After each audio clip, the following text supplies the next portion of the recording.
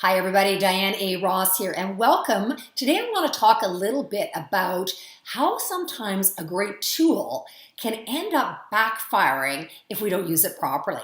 And one of the tools that I talk a lot about that I absolutely love is Name That Hook. And Name That Hook is a way that we can prevent ourselves from ending up blurting out something that we regret in the heat of the moment in a conversation. You know, when you're in that conversation and somebody says something that's personally offensive to you, or you start to feel like they're manipulating you, or there's guilt, or there's flattery, or that they've labeled you, and you just want to jump in and you want to say something. And if we can go to that place of saying, oh, okay, I know what's going on here. That person's just feeling defensive, so that they're reacting that way. Or, oh, okay, I know what's going on here. You know what? They're feeling, really desperate. So they're trying to lay a guilt trip on me to agree to take on that project. Or, okay, so they're a little bit indecisive. They don't know how to deal with this in an upfront manner. So they're just being a little bit passive aggressive. That's okay. And those hooks, when we say them to ourselves, they can really, again, help us prevent us from blurting out something we regret. Or in some cases, when we feel like somebody's flattering us, or we feel like we're, maybe being manipulated or guilted into doing something, we might end up agreeing to do something that we don't want. So it's a really powerful way to hold the space, right? And to really shut the duck up, as we've talked about, which is so important.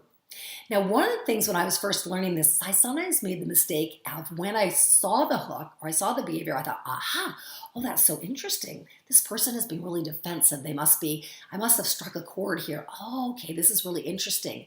And then I kind of took it upon myself to actually tell the person that I noticed that. And I'll never forget one time saying to my husband, you're being totally defensive here, or I think you're reacting defensively and I don't think it's necessary. And I can tell you right now, if you tell somebody that they are being defensive, it's pretty much like telling them they have a disease.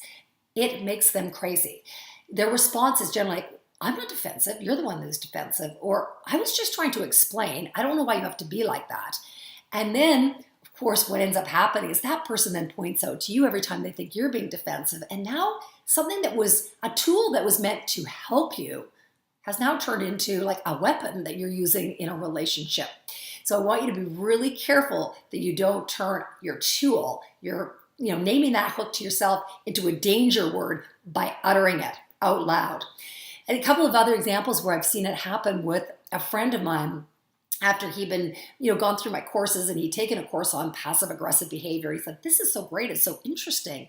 And then he was heading off to a dinner party at a friend's, and he was asking her, which food should I bring? How can I help out? And the response was, just whatever, it doesn't matter. It's like, no, really, what do you want me to bring? No, it doesn't, whatever you want, it's no big deal. Whatever their interchange was. And he thought, as a joke, this wasn't really a reaction management thing so much, to just say, oh, I think you're being really passive aggressive. Needless to say, even though it was meant as a joke, people don't like to be called passive aggressive. They don't like to be called defensive. And I don't know about the rest of you. I've been called passive aggressive before, and even if it's a joke, generally speaking, our response is like, how dare you speak to me like that? So we want to be really careful we don't do that. And then there's also the case when you feel like somebody's trying to guilt you into doing something, and you don't want to agree to it, to say, after they're finished, sometimes we say, I think this feels like a guilt trip, or you're guilting me into doing this. And again, we're going to get that reaction. Now we've turned a hook or a tool into a danger word. And nobody's going to agree they were trying to guilt you into something. And when you think about it, what is guilt anyway? That's really our perception about what is going on. We're choosing, because we feel badly or whatever, to feel guilty about it. And it's just that reminder for me when people talk about, oh, it's, that person tried to guilt me into it. That's the hook. It's like, oh, okay, this is really about how I'm experiencing it, and I can choose to experience it differently and go, okay, that's interesting. They really want me to do this, and I'm not able to. All right, so that's it for today, but I just wanted you to really think about, let's make sure when we're using our tool of Name That Hook that we save it for ourselves. We utter those words to ourselves, and we don't need to verbalize them to other people, because we don't want naming that hook to turn into a danger word. All right, everybody, until next time, remember, you could be one conversation away from having anything you want. Have a great one.